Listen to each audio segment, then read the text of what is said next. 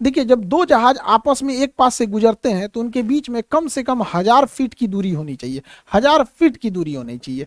ऊपर नीचे में ये डिस्टेंस, ऊपर नीचे में इतना ऊपर से निकल जाएंगे तो कोई खतरा नहीं है।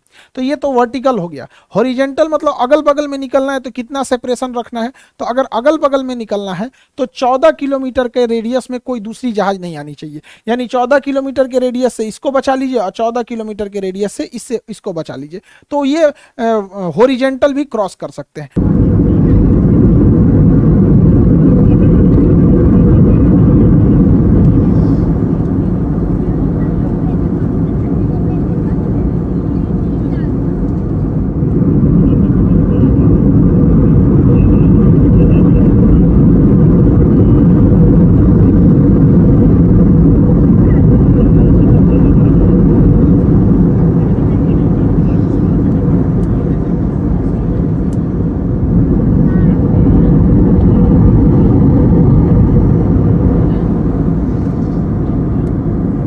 टीकेएस इसी डिस्टेंस को मेंटेन रखने में हेल्प करता है। अगर ये रेडियस कम होगा तो वो वार्निंग देने लगेगा, अगर ये पास आने लगेंगे तो दोनों प्लेन को वार्निंग देने लगता है टीकेएस सिस्टम। अब ये कैसे काम करता है उसको एक एक करके समझते हैं।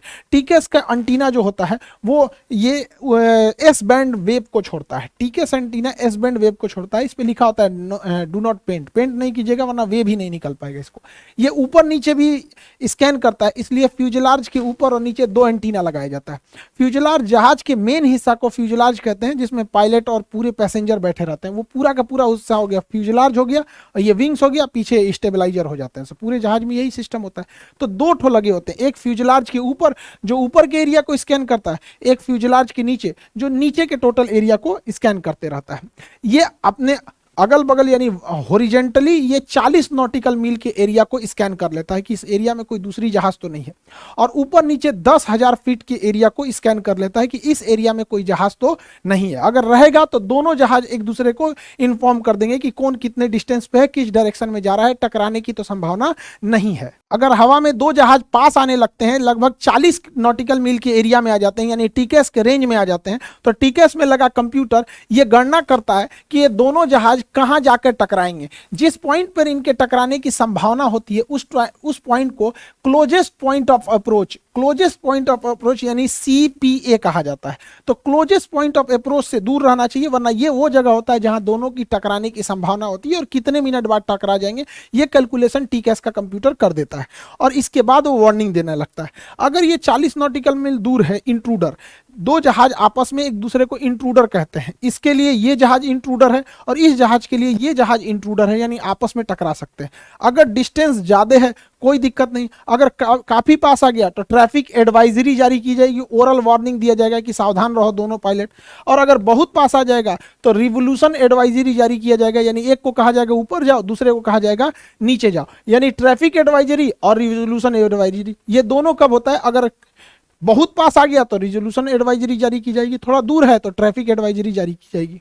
अब इसमें समझते हैं। देखिए ये ट्रायंगुलर शेप है, ये जहाज है जिसके अंदर ये टीका सिस्टम लगा हुआ है, और ये इसके लिए इंट्रूडर है। इंट्रूडर यहाँ डायमंड शेप में बना है, खोखला है, इसका मतलब ये 40 नॉटिकल मील से दूर है, यानी इससे डरने की कोई जरूरत नहीं है। खोखला डायमंड मतलब 40 नॉटिकल मील से दूर है। यहाँ प्लस साइन का मतलब होता है कि ये जहाज हाइट में भी ऊंचा पे है, दूरी भी है और हाइट भी ऊंचा, इसलिए इससे घबराने की जरूरत नहीं है। लेकिन भाई उसको किधर जाना है इसको थोड़ी पता है, इसलिए उस पर ध्यान रखना भी जरूरी होता है यहाँ पर।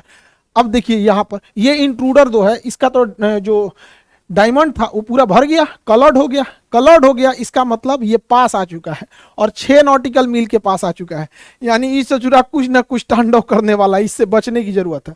और माइनस दिखा रहा है, इसका मतलब पास है लेकिन नीचे है, पास में आ चुका है लेकिन हाइट नीचे है। तो कोई ससुरा कोई ठीक है उठा दिया तो टकरा जाएगा नहीं यहाँ पे, इसलिए इस पर थोड़ा ध्यान रखा जाता है, क्योंकि ये काफी पास आ चुका है यहाँ पे 6 नॉटिकल मील। माइनस साइन ये दिखा रहा है कि वो हमसे नीचे है।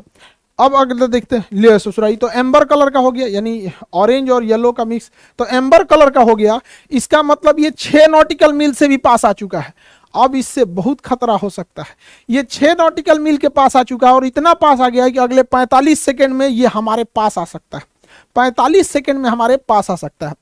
अभी ये प्लस साइन दिखा रहा है, प्लस साइन का मतलब ये है कि ये जहाज जो इंट्रूडर है हमसे हाइट पर है और 45 सेकेंड की दूरी पर है, 6 नॉटिकल मील से कम दूरी है, प्लस साइन ये दिखा रहा है कि अभी ये हाइट पे है।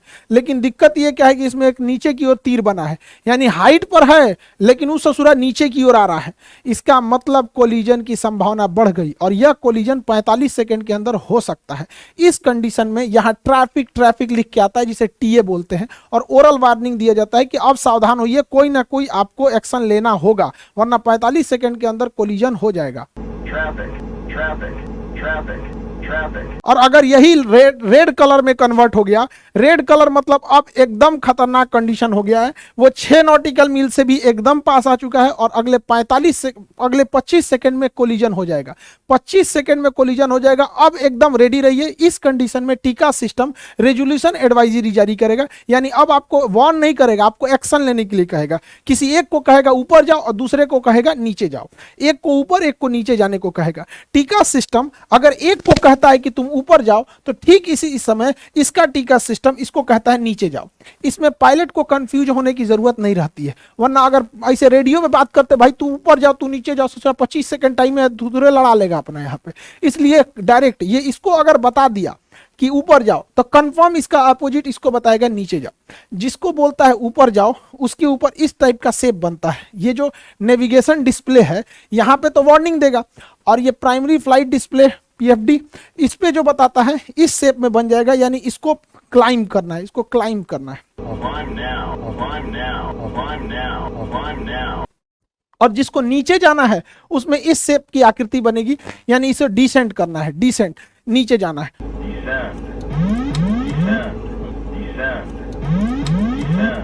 और ताकि दोनों के बीच में एक सेफ डिस्टेंस बना के सेपरेशन किया जा सके। जब ये एक सेफ डिस्टेंस बना के चले जाते हैं तो इसके पास से सारी डायमंड शेप हट जाते हैं, इसका पूरा नेविगेशन डिस्प्ले क्लियर हो जाता है। इसका मतलब इसके नेविगेशन डिस्प्ले में अब कोई दिक्कत नहीं है। इसको जितनी हाइट पे एयर ट्रैफिक कंट्रोलर ने बोला था और जिस रास्ते पे बोला था अब ये उस रास्ते पे जा सकता है, इसके पास कोई ट्रैफिक नहीं है। और एक ओरल वार्निंग आती है क्लियर कॉन्फ्लिक्ट करके।